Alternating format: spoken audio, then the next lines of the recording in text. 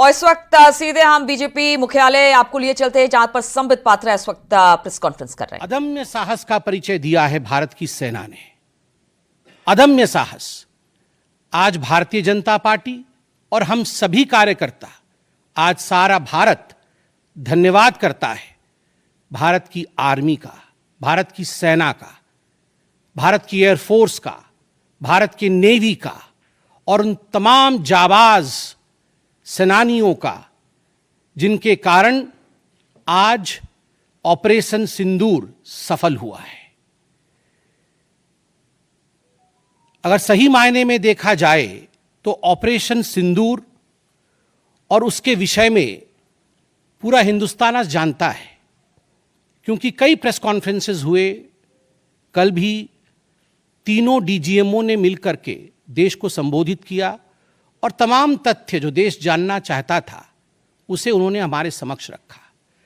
मगर मुझे लगता है कि एक आम नागरिक के भाषा में, बहुत साधारण भाषा में आज मैं आपको बताना चाहूंगा कि ये जो ऑपरेशन सिंदूर हुआ है, किस प्रकार से इससे हिंदुस्तान आतंकवाद के खिलाफ लड़ने में एक निर्णायक भूमिका हिंदुस्तान ने अदा किया है। आप सभी जानते हैं 22 तारीख का वो दिन, that unfortunate day on 22 of April, जब पहलगाम में 26 लोगों का नृशंस हत्या कर दिया गया था आतंकवादियों द्वारा। वह आतंकवादी जो पाकिस्तान से आए थे, वह आतंकवादी जो पाकिस्तान द्वारा प्रशिक्षित किए गए थे, आतंकवादियों द्वारा प्रशिक्षित किए गए थे। उनमें 25 भारतीय थे और एक नेपाली नागरिक था। प्रधानमंत्री श्री नरेंद्र मोदी उस समय विदेश दौरे में थे, सऊदी अरब में थे। प्रधानमंत्री नरेंद्र मोदी तुरंत भारत लौट के आते हैं और उन्होंने जनता की बात को सुना। जनता ने उस समय एक मांग रखी कि आतंकवाद के ऊपर हमला हो, हमें बदला लेना है पहलगाम के इस आतंकवादी हमले का। प्रधानमंत्री ने बिहार की भूमि से ऐलान किया और यह वादा किया कि मैं वादा करता हूं कि जो आपकी इच्छा है कि आतंकवाद के खिलाफ हमला होगा, हम पहलगाम के इस आतंकवादी हमले का बदला लेंगे। We will avenge the death of 26 people. प्रधानमंत्री ने कहा यह जो बदला होगा यह आतंकवादियों के कल्पना से बाहर का बदला होगा, और जो बदला हुआ वो आतंकवादियों के कल्पना के बाहर का बदला था। प्रधानमंत्री जी ने कहा कि हम घुस के मारेंगे और मिट्टी में मिलाएंगे आतंकवादी के ठिकानों को, और आतंकवादियों के ठिकानों को प्रधानमंत्री नरेंद्र मोदी जी के निर्णय ने और हमारे सेना के अदम्य साहस ने मिट्टी में मिलाने का काम किया। यह वादा प्रधानमंत्री नरेंद्र मोदी जी का था। 22 तारीख से 7 मई तक लगभग ये 14 दिन आप सभी ने देखा, पूरे भारतवर्ष में एक प्रकार से एक माहौल टेंशन का था, प्रेशर का था कि तुरंत निर्णय किया जाए, तुरंत एक्शन में आया जाए। बहुत सूझबूझ के साथ, सोच समझ करके, स्ट्रैटेजी के साथ। पाकिस्तान भी जानता था कि हमला होगा, एयर स्ट्राइक पहले हो चुका था, किस प्रकार सर्जिकल स्ट्राइक पहले हो चुकी थी। पाकिस्तान पूरी तरह जानता था कि इस बार भी छोड़ा नहीं जाएगा, मगर उसके बावजूद पाकिस्तान। और इस वक्त सीधे लिए चलते गोरखपुर, जहां पर सीएम योगी अर्बन फैसिलिटेशन स्टेशन सेंटर और senior citizen day care centre का लोकार्पण करने पहुंचे हैं। आप ये तस्वीरें देख रहे हैं जहां पर मुख्यमंत्री योगी आदित्यनाथ को आप देख पा रहे हैं। गोरखपुर के सिविल लाइन में करीब 2.5 करोड़ की लागत से ये डे केयर सेंटर बनाया गया है। इस सेंटर में बुजुर्ग सुबह 9 बजे से शाम 6 बजे तक रह सकेंगे। इस डे केयर सेंटर में बुजुर्गों के लिए library, indoor game, yoga hall और कैफेटेरिया बनाया गया। इस सेंटर में डॉक्टर और वकील भी बैठेंगे। बुजुर्गों को अगर इसकी जरूरत होगी तो उनसे मदद ले सकेंगे। और इसी के साथ मुख्यमंत्री अर्बन फैसिलिटेशन सेंटर का भी लोकार्पण करने पहुंच गए हैं। करीब 12 करोड़ की लागत से इस सेंटर को बनाया गया है। नगर निगम से जुड़ी सभी सेवाएं एक जगह पर यहां पर मिल सकेगी। तो मुख्यमंत्री के विजन के साथ आप देखें किस तरह से बुजुर्गों के लिए भी अब ये फैसिलिटेशन सेंटर बनाया गया है, खास तौर पर सीनियर सिटीजन के लिए कि वो दिन भर यहां पर अपना वक्त बिता सकेंगे। सेंटर में बुजुर्ग सुबह 9 बजे आएंगे और शाम के 6 बजे तक रह सकते हैं। इस डे केयर में बुजुर्गों के लिए लाइब्रेरी होगी, इंडोर गेम होगा, इसके अलावा योगा हॉल होगा, कैफेटेरिया होगा। अपना अच्छा समय यहां पर ये बुजुर्ग बिता सकते हैं और इसके लिए ये अर्बन फैसिलिटेशन सेंटर बनाया गया है। सारा काम बुजुर्गों का एक ही जगह पर होगा। प्रॉपर्टी टैक्स से लेकर स्ट्रीट लाइट तक की जानकारी यहां पर बुजुर्गों से साझा की जाएगी। सेंटर में प्रॉपर्टी टैक्स, वाटर टैक्स जमा कर सकेंगे। मतलब आप समझिए कि अब बुजुर्ग खुद आत्मनिर्भर बन जाएंगे, यानी उन्हें किसी पर डिपेंड रहने की जरूरत नहीं पड़ेगी। सड़क और स्ट्रीट लाइट की मरम्मत के लिए भी वो शिकायत कर सकते हैं कि उनके मोहल्ले में किसी तरह से सड़क खराब है। ये अब तक वो सोचते थे कि कहां जाना है। जन्म मृत्यु प्रमाण पत्र, शिकायत निवारण जैसी सुविधाएं भी उसी सेंटर में मिलेंगी इन बुजुर्गों को। सभी सुविधाओं के लिए अलग अलग काउंटर बनाए गए हैं जहां पर ये बुजुर्ग जा सकते हैं और फिर अपनी शिकायत यहां पर रख सकते हैं। तो आप देखिए कितनी सुविधा इन बुजुर्गों के लिए कर दी गई है। अर्बन फैसिलिटेशन सेंटर में करीब 12 करोड़ की लागत से सेंटर को नगर निगम से जुड़ी जितनी भी समस्याएं हैं वो सब इस सेंटर में समाधान किया जाएगा। और देखिए अलग अलग जो काउंटर बनाए गए हैं, अलग अलग सेवाओं के लिए बनाए गए हैं, जिसमें जो बुजुर्ग हैं जो अब तक किसी ना किसी के आश्रय रहते थे कि कोई शिकायत कर दे या किसी तो वो पाकिस्तान की इकोनॉमी भुगतेगी। इसके साथ ही जिन लोगों के पास पाकिस्तान का वीजा था और वो हिंदुस्तान में, पाकिस्तान के नागरिक जो हिंदुस्तान के वीजा के साथ भारतवर्ष में रह रहे थे, उन सब को बाहर निकाला गया।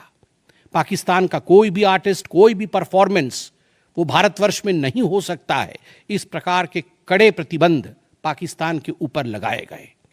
माननीय प्रधानमंत्री श्री नरेंद्र मोदी जी ने लगभग 20 देशों के राष्ट्राध्यक्षों से सीधी बातचीत की। How to isolate Pakistan, how to fight against terrorism. और सबसे बड़ी बात है, तमाम देशों ने भारत का समर्थन किया। सऊदी अरब, यूएई, यूएस, आप सोचिए इस्लामिक वर्ल्ड के बड़े देश हैं सऊदी अरब और यूएई, इन्होंने भारतवर्ष का पूर्णतः समर्थन किया। जिस समय पहलगाम का हमला हुआ था, माननीय प्रधानमंत्री सऊदी अरब में थे। सऊदी अरब के अपने दौरे को जब वो छोड़ के आए, तब उनको वहां एश्योरेंस दिया गया कि आप जाइए, हम आपके साथ खड़े हैं, वी सपोर्ट यू, हम टेरर के खिलाफ आपके साथ कंधे से कंधा मिला के लड़ेंगे। Pakistan was isolated. ये जो नॉन मिलिट्री एक्शन लिया गया, आज मैं कहना चाहता हूं कि 50 वर्षों से भी अधिक समय तक जो टूल्स कभी इस्तेमाल नहीं किए गए थे, जिस क्षेत्र में भारतवर्ष कभी नहीं गया था, वह टूल्स इस्तेमाल किए गए और अपने आप में भारत के लिए ये बहुत बड़ी बात है। बहुत बड़ी बात है कि इंडस वाटर ट्रीटी को रोका गया, 20 से अधिक देशों का समर्थन, आतंकवाद के खिलाफ एक निर्णायक हमले की तैयारी, और 6 और 7 मई 2025 उस रात निर्णायक हमला होता है आतंकवाद के ऊपर। सभी जानते हैं कि 9 आतंकवादी ठिकाने जो पीओजेके में थे और पाकिस्तान में थे, उन्हें ध्वस्त किया गया। यह ऑपरेशन सिंदूर एक बहुत बड़ा दायरा तय करता है। इसने पूरे विश्व को दिखाया कि भारतवर्ष क्या कर सकता है। ऑपरेशन सिंदूर ने दिखाया कि केवल एलओसी नहीं, इंटरनेशनल बॉर्डर के पार जाके भी भारत पाकिस्तान के अंदर किसी भी टारगेट को प्रिसाइसली उस पर हमला कर सकता है और आतंकवाद के खौफ को समाप्त कर सकता है। इस पूरे ऑपरेशन का लक्ष्य क्या था, इसे समझने की आवश्यकता है। लक्ष्य क्या था? क्या हमने लक्ष्य की पूर्ति की? What was the aim of operation Sindoor? Did we achieve what we aimed for? क्या लक्ष्य था? नंबर 1 लक्ष्य था आतंकवादी ठिकाने जो दूर दराज इलाके में हैं पाकिस्तान में, जहां आज तक कोई नहीं पहुंच पाया, जहां आज तक पाकिस्तान के आतंकवादियों को लगता था कि वो सुरक्षित हैं, वहां तक पहुंचना यह लक्ष्य था। दूसरा लक्ष्य था आतंकवादियों को ढेर करना, मार देना। तीसरा लक्ष्य था इन टारगेटों को जमींदोज करना, उन्हें मिट्टी से मिला देना। चौथा लक्ष्य था इस पूरे काम को करते हुए कोई भी सिविलियन, उसके ऊपर किसी प्रकार से कोई इंजुरी नहीं होना। और अंतिम लक्ष्य था किसी प्रकार के मिलिट्री, जो पाकिस्तान का मिलिट्री या सैन्य बेस हो, उसके ऊपर हमला नहीं करना। अर्थात यह लड़ाई आतंकवाद के खिलाफ थी। यह लक्ष्य था ऑपरेशन सिंदूर का। This was a fight against terrorism and terrorists. क्या हम लक्ष्य को पा पाए? आप देखिए, जब यह हमला हुआ तो 9 ठिकाने ध्वस्त हुए, उनमें 5 POJK में थे, पाक ऑक्यूपाइड जम्मू कश्मीर में, और 4 पाकिस्तान में थे। सबसे बड़ी बात है, पहली बार पंजाब प्रोविंस, जो कि पाकिस्तान का एक बहुत स्ट्रेटेजिक लोकेशन है, पंजाब प्रोविंस उनका हृदय है पाकिस्तान का, उसके अंदर भारतवर्ष घुस करके आतंकवादियों का सफाया करता है। यह अपने आप में छोटी बात नहीं है। This is a big achievement as far as Operation Sindoor is concerned. लश्कर तैयबा, जैश-ए मोहम्मद, हिजबुल मुजाहिदीन, इनके ठिकाने ध्वस्त होते हैं। और मैं यहां वो नाम पढ़ना चाहूंगा। ये जो 9 नाम है, 9 आतंकवादी ठिकाने, मैं आज देश से अपील करना चाहूंगा, तमाम भारतीयों से अपील करना चाहूंगा कि ये नाम हमें स्मरण करना है। आने वाले 100 वर्षों तक हमें इन नामों को याद दिलाते रहना है, दोहराना है। जब भी आतंकवाद सर उठाए तो हमें यह चित्र दिखाने हैं कि तुम्हारा क्या हश्र किया था ऑपरेशन सिंदूर ने, भारत की सेना ने, भारत की राजनीतिक इच्छा शक्ति ने और भारतीयों ने। इसलिए मैं नाम पढ़ना चाहूंगा। सवाई नाला कैंप मुजफ्फराबाद, जो POJK में है, 30 किलोमीटर दूर है LOC से, उसे ठिकाना लगाया गया। लश्कर तैयबा का ट्रेनिंग सेंटर था। 20 अक्टूबर 2024 सोनमर्ग में और 24 अक्टूबर 2024 गुलमर्ग में जो आतंकी हमले हुए थे, उसमें यहां से आतंकवादी आए थे। और सबसे बड़ी बात, 22 अप्रैल 2025 को जो आतंकवादी आकर पहलगाम में हमारे नागरिकों को मार के गए थे, हमारी बहनों के माथे से जिन्होंने सिंदूर पोंछने का काम किया था, उनका प्रशिक्षण भी इसी केंद्र में हुआ था, सवाई नाला कैंप मुजफ्फराबाद। सैयदाना बिलाल कैंप मुजफ्फराबाद, ये जैसे मोहम्मद का ट्रेनिंग सेंटर था, ये दूसरा कैंप जो ध्वस्त हुआ। गुलपुर कैंप कोटली, ये LOC से 30 किलोमीटर दूर था, लश्कर तैयबा का बेस था। और 20 अप्रैल 2023 को पुंछ में, 9 जून 2024 को जो तीर्थयात्री को बस में हमला करके मारने का काम किया था आतंकवादी, यहां गुलपुर कैंप से आए थे जो कोटली में है, उसे ध्वस्त किया गया। बरनाला कैंप बिरगढ़, बरनाला कैंप जो 9 किलोमीटर दूर है LOC से, उसे समाप्त किया गया। अब्बास कैंप कोटली जो 13 किलोमीटर दूर है LOC से, लश्कर तैयबा का फिदाइन सेंटर है और 15 आतंकवादियों को एक साथ ट्रेन कर सकता है, उसे ध्वस्त करके गिराया गया। सरजाल कैंप सियालकोट अंतर्राष्ट्रीय सीमा से 6 किलोमीटर दूरी पर है, इंटरनेशनल बॉर्डर से, सांबा कठुआ के सामने है। और मार्च 2025 में जम्मू और कश्मीर पुलिस के 4 जवान शहीद हुए थे, उनको मारने का काम इन्हीं आतंकवादियों ने किया था जो सरजाल कैंप से आए थे सियालकोट के, उस कैंप को ध्वस्त कर दिया गया। महमूना जाया कैंप सियालकोट जो कि 12 से 18 किलोमीटर इंटरनेशनल बॉर्डर से दूर है, मैं LOC की बात नहीं कर रहा हूं, इंटरनेशनल बॉर्डर से, और हिजबुल मुजाहिदीन का अड्डा है, बहुत बड़ा कैंप है।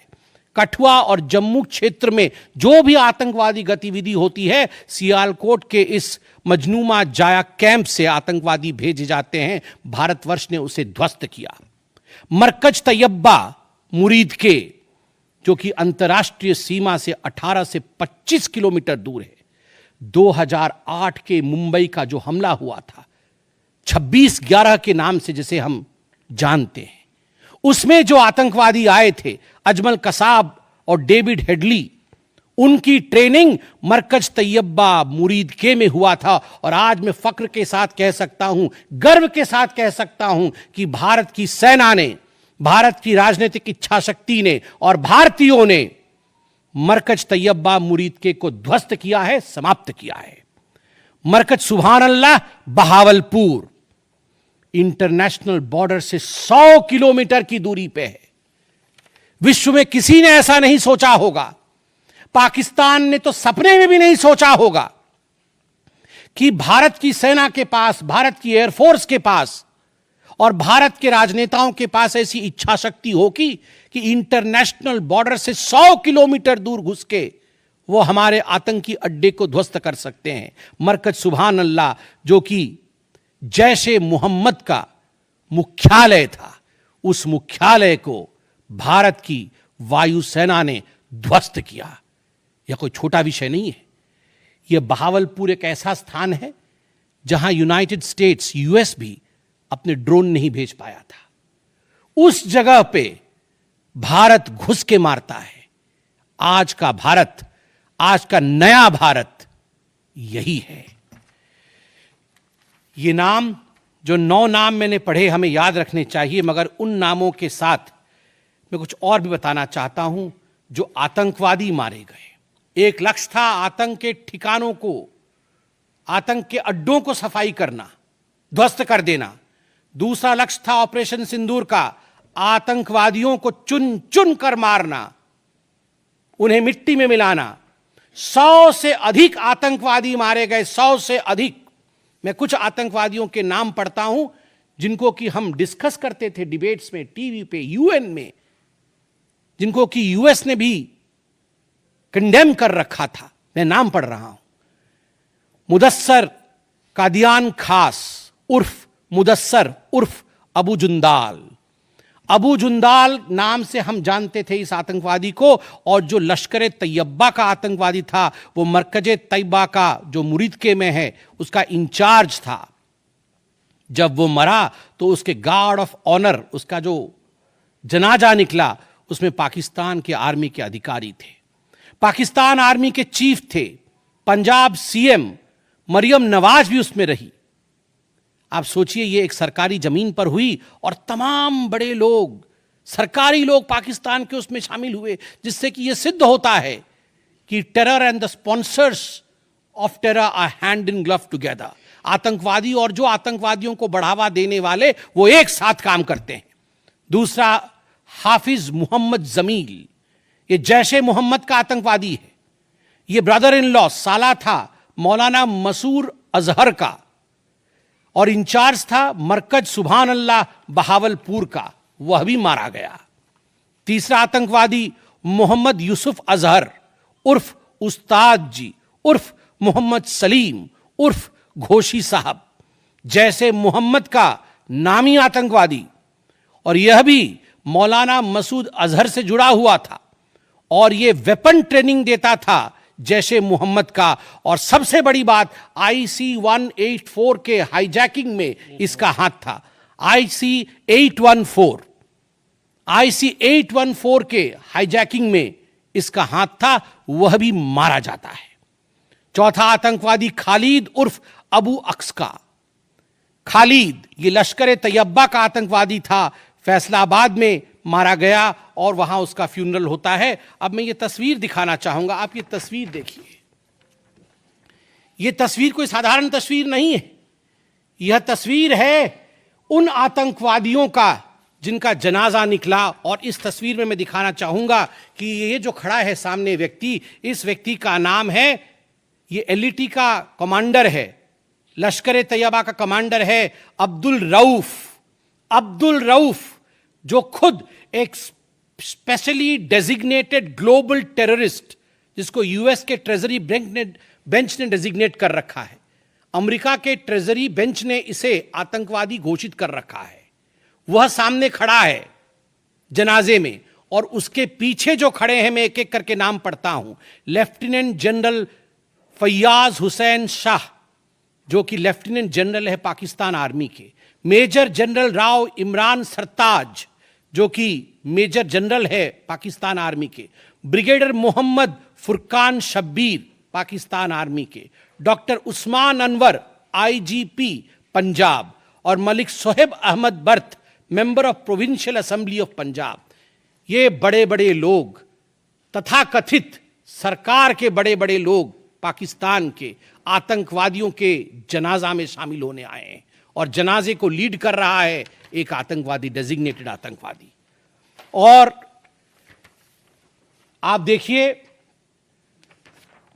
ये बिफोर और आफ्टर, ये जितने भी मैंने आपको अभी आतंकवादी ठिकानों का नाम बताया, किस प्रकार उनकी परिस्थिति थी और क्या उनकी परिस्थिति हुई, यह इस तस्वीर से हम देख सकते हैं। तो उद्देश्य मैं बता रहा था, ऑपरेशन सिंदूर का उद्देश्य बहुत स्पष्ट था। उसका उद्देश्य था आतंकवाद के ठिकाने को ध्वस्त करना, आतंकवादियों को मारना और आतंकवाद के खिलाफ एक संदेश भेजना, और उसमें हम सफल हुए। पहली बार एक बात पूरे विश्व ने देखा कि पाकिस्तान का हर इंच भारत के पहुंच के अंदर है। कोई कोना पाकिस्तान का ऐसा नहीं है जो भारत के पहुंच से बाहर हो। और आप सोच के देखिए, पाकिस्तान का एयर डिफेंस सिस्टम फेल हो जाता है। पाकिस्तान का एयर डिफेंस सिस्टम फेल हो जाता है जिस समय 6 और 7 के रात के बीच ये पूरी कार्यवाही हो रही थी। रफाल विमान द्वारा स्काल्प और हैमर मिसाइल्स के माध्यम से 23 मिनट के अंदर, 23 मिनट्स के अंदर एक विंडो था, जिस विंडो के अंदर ये 9 के 9 आतंकवादी ठिकाने उन्हें ध्वस्त कर दिए गए। 23 मिनट में पूरा विश्व ने देखा कि भारत क्या कर सकता है। मुझे लगता है पूरे विश्व में इस प्रकार से 23 मिनट के अंदर इतने प्रेसिशन के साथ आतंकवादी ठिकानों पर हमला किसी देश ने पहले किया होगा। और जब यह पूरा एक्सरसाइज समाप्त हुआ, उसके बाद जब हमारे एमईए ने, हमारी आर्मी ने प्रेस कॉन्फ्रेंस किया, तो उसमें कुछ 4 शब्द बहुत महत्वपूर्ण थे। वो 4 शब्द हैं controlled, precise, measured, non escalatory. हमने ये जो 9 अड्डे ध्वस्त किए वो कंट्रोल्ड तरीके से ध्वस्त किए। प्रिसाइज, कोई सिविलियन अड्डा या कोई मिलिट्री टारगेट नहीं था, प्रिसाइज टारगेट था, आतंकवादी ठिकाने, उनको ध्वस्त कर दिए। मेजर्ड, जितना ध्वस्त करना था उतना ध्वस्त किया, उसके अगल बगल के किसी स्ट्रक्चर को ध्वस्त नहीं किया। जहां आतंकवादी थे उनके ठिकाने में घुस के उनको मार के निकले। और नॉन एस्केलेटरी मतलब युद्ध को बढ़ाने वाला नहीं, नॉन एस्केलेटरी, क्योंकि the primary escalation was Pahalgam. जो मूल एस्केलेशन था वो 22 अप्रैल को पहलगाम में पाकिस्तान ने किया था। हमने रिएक्ट किया नॉन एस्केलेटरी। ये 4 शब्द अपने आप को परिभाषित करते हैं कि ऑपरेशन सिंदूर का लक्ष्य क्या था। ऑपरेशन सिंदूर का जो लक्ष्य था, ऑपरेशन सिंदूर ने उसे 100% पूर्ण किया, 100% पूर्ण किया। इसलिए आज हिंदुस्तान, भारतवर्ष गर्व के साथ कह सकता है कि ऑपरेशन सिंदूर एक ऐसा ऑपरेशन था जो 100% सक्सेसफुल था। और जितने हमारे जाबाज पायलट्स गए थे राफेल के साथ, उतने लौट के आए और आतंकवादी ठिकानों को ध्वस्त करके आए, और किसी सिविलियन को नहीं मारा, किसी मिलिट्री बेस को नहीं मारा। मगर दुखद है, जैसा कि पाकिस्तान से एक्सपेक्टेड है, पाकिस्तान उसके पश्चात रिटेलिएशन करता है, पाकिस्तान अपने ड्रोन्स इत्यादि भेजता है, मगर भारत की सिस्टम ने पाकिस्तान के इन ड्रोन्स को, इन मिसाइल्स को हवा में ही समाप्त कर दिया। और सबसे बड़ी बात है, एयर डिफेंस सिस्टम लाहौर का 7 और 9 तारीख के बीच लाहौर के एयर डिफेंस सिस्टम को समाप्त करने का काम हिंदुस्तान ने किया। और 9 और 10 तारीख के बीच, 9 मई और 10 मई के बीच 11 एयर बेसेस को, पाकिस्तान के 11 एयर बेसेस को ध्वस्त करने का काम भारतवर्ष ने रिटेलिएशन में किया। जब पाकिस्तान ने भारतवर्ष के ऊपर एस्केलेशन किया तो भारतवर्ष ने 11 एयरबेसेस को समाप्त किया। इन एयरबेसेस के नाम भी हमें याद रखने चाहिए। तमाम भारतीयों को वो 9 नाम आतंकवादी ठिकाने याद रखने चाहिए, स्मरण होना चाहिए। और ये जो 11 एयरबेस हैं, हिंदुस्तान अपने पर आ जाए तो क्या कर सकता है अपने लोगों को बचाने के लिए, ये 11 नाम भी मैं पढ़ता हूं। नूर खान, ये नूर खान वह एयरबेस है जहां पर एयर टू एयर रीफ्यूएलिंग करने की क्षमता है। हवा में उड़ रही हो अगर आपका विमान, तो एयर टू एयर रीफ्यूएलिंग यही नूर खान से हो सकती है। जब भारत ने नूर खान को ध्वस्त किया तो जो जहाज थे पाकिस्तान के, उनके पास वो क्षमता नहीं रही कि वो हवा में अधिक समय तक युद्ध कर सके, उन्हें नीचे उतरना ही पड़ा। नूर खान, रफीकी, मुरीद, सुक्कूर, सियालकोट, पसरूर, चुनियान, सरगोदा, स्कारू, भुलारी और जकोबाबाद, ये तमाम मैं फोटोज लेके आया हूं। जकोबाबाद का ये फोटो देखिए, क्या था पहले और क्या हुआ बाद में, क्या था पहले और क्या हुआ बाद में। आप देख सकते हैं परखच्चे उड़ गए। यह है प्रिसीशन ऑफ इंडियाज अटैक। तमाम फोटो हैं यहां पे, किस प्रकार से हमने एक एक करके उनके एयर बेसेस को समाप्त किया। आप देख सकते हैं सारे एयर बेसेस के हम फोटो लेके आए हैं, जकोबाबाद से लेके बाकी तमाम। क्योंकि आपने ये सब देखा हुआ है, मैं अधिक समय नहीं लूंगा। आर्मी ने आपको दिखाया है, डीजीएमओज ने आपको दिखाया है, इसलिए मैं इसको आपको दिखा के दोबारा I would not like to take much time, but मैं रिमाइंड करना चाहूंगा कि 11 एयर बेसेस को हमने ध्वस्त किया। और इसमें एक बड़ा विषय है, पहली बार विश्व में किसी देश ने एक न्यूक्लियर कंट्री के अंदर घुस करके उनके एयर बेसेस को समाप्त करने का काम किया।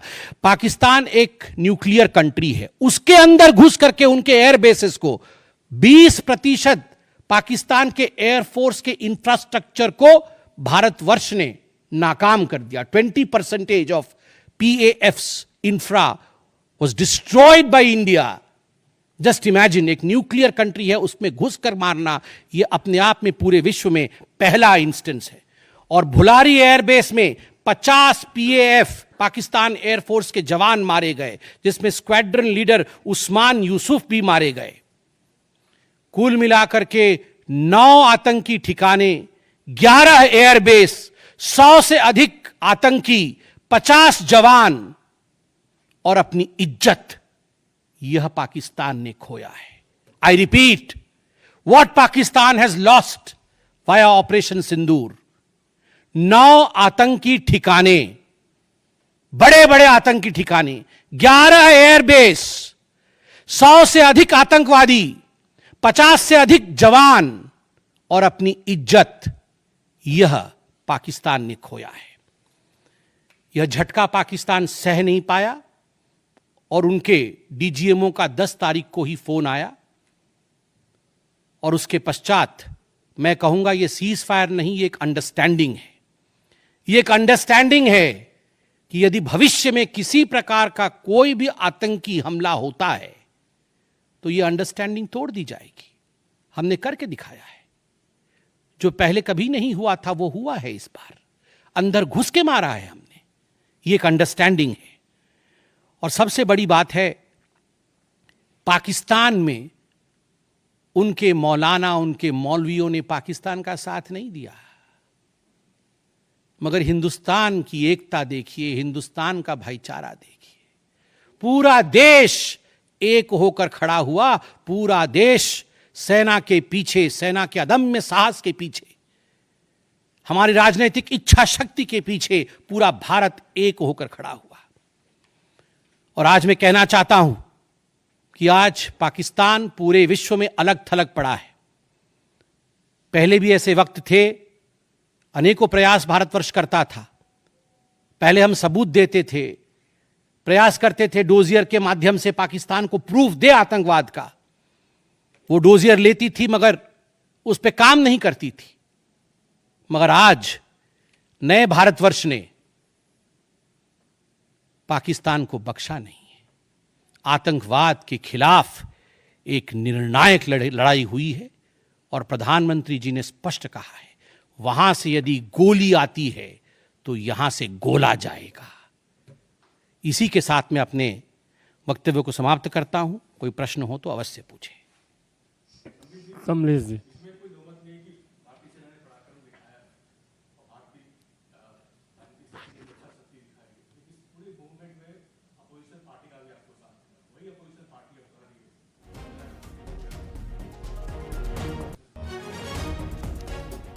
देखिए, मुझे लगता है आज का दिन पूरे भारत का दिन है। मैं ऐसा नहीं कहूंगा कि आज मैं भारतीय जनता पार्टी के प्रवक्ता के नाते कह रहा हूं। मैंने शुरू में ही कहा था, आज मैं भारतवर्ष के एक साधारण नागरिक के रूप में जो अदम्य साहस हमारे सेना ने दिखाया है उसका विवरण किया। पाकिस्तान ने क्या खोया है और हिंदुस्तान ने क्या पाया है वो मैंने आपको दिखाया है। इसमें तमाम पॉलिटिकल पार्टी ने एकजुटता दिखाई। यह भी अपने आप में एक बहुत बड़ी अचीवमेंट है, बहुत बड़ी बात है। और आज मैं नहीं चाहता हूं मैं किसी की आलोचना करूं। और मैंने कहा कि विगत दिनों में वह भी एक प्रयास था जहां हम प्रूफ देने की कोशिश करते थे, हम डोजियर इत्यादि देते थे। हम 26/11 भी हुआ था, उस समय भी हमने प्रयास किया था कि हम पाकिस्तान को समझाएं कि देखो तुम्हारे आतंकी आके क्या कर रहे हैं हमारे देश में। मगर पाकिस्तान मानता नहीं था। पाकिस्तान को लगता था कि they can take India for granted. मगर अब परिस्थिति बदले हुए हैं। अब कोई हिम्मत नहीं कर सकता है इंडिया के ऊपर आंख उठा के देखने का। आमोद राय।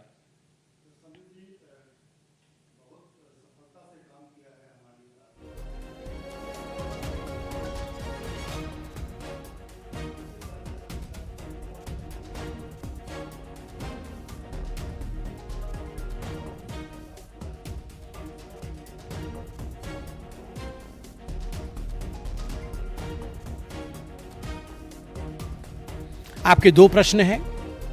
पहला प्रश्न है कि बहुत सारी सफलताएं रहीं मगर लोगों के मन में और की इच्छा थी। दूसरा प्रश्न हस्तक्षेप को लेकर है। मैं दोनों का सटीक उत्तर दूंगा। नंबर 1, मैंने आपको इस प्रेस कॉन्फ्रेंस के माध्यम से आरंभ में ही बता दिया कि ऑपरेशन सिंदूर का लक्ष्य क्या था। ऑपरेशन सिंदूर के जो लक्ष्य थे, जो लक्ष्य परिलक्षित थे, वो प्रधानमंत्री जी ने डे 1 को ही बता दिया था। आतंकवाद के ऊपर हमला, कल्पना से परे सजा आतंकवादियों को, चुन चुनकर मारना और उनके अड्डों को ध्वस्त करना। और सेना के अदम्य साहस ने यह करके दिखाया। आतंकवादी अड्डे ध्वस्त हुए, आतंकवादी मारे गए। यह हमारा परिलक्षित लक्ष्य था। हमने अपने लक्ष्य को प्राप्त किया। और जिस समय एस्केलेशन भी नहीं हुआ था उससे पहले ही हमने वो जो 4 शब्द प्रयोग किए जिसका मैंने यहां विवरण रखा कि कंट्रोल्ड था, मेजर्ड था, प्रिसाइज था, नॉन एस्केलेटरी था, तो भारतवर्ष ने अपने लक्ष्य को पहले से ही निर्धारित किया हुआ था। इसलिए आपका यह कहना कि कुछ और होना था, मुझे लगता है कि हमने जो करना था वो हमने पहले भी कहा, करके भी कहा और उसे 100% हासिल किया। Operation Sindoor was 100% successful operation. 100% सफलतापूर्वक किया गया एक मुहिम था, एक ऑपरेशन था ऑपरेशन सिंदूर। जनेंद्र।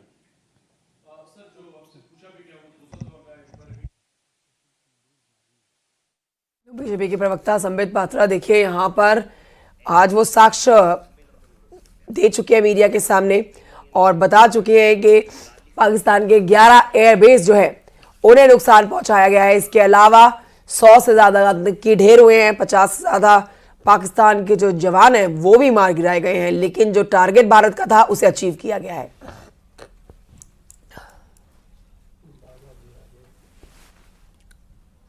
जितना मेरे डोमेन में नॉलेज है और डीजीएमओज ने अपने प्रेस कॉन्फ्रेंस में एक बार नहीं कई बार कहा कि फोन हमारे डीजीएमओ को पाकिस्तान के डीजीएमओ का आया था। पाकिस्तान के डीजीएमओ ने कहा कि there should be some kind of stoppage, और चूंकि हमारा लक्ष्य पूर्ण हो चुका था, हम तो शुरू से ही एस्केलेशन के फेवर में नहीं थे, एस्केलेशन नहीं होना चाहिए था, नॉन एस्केलेटरी था।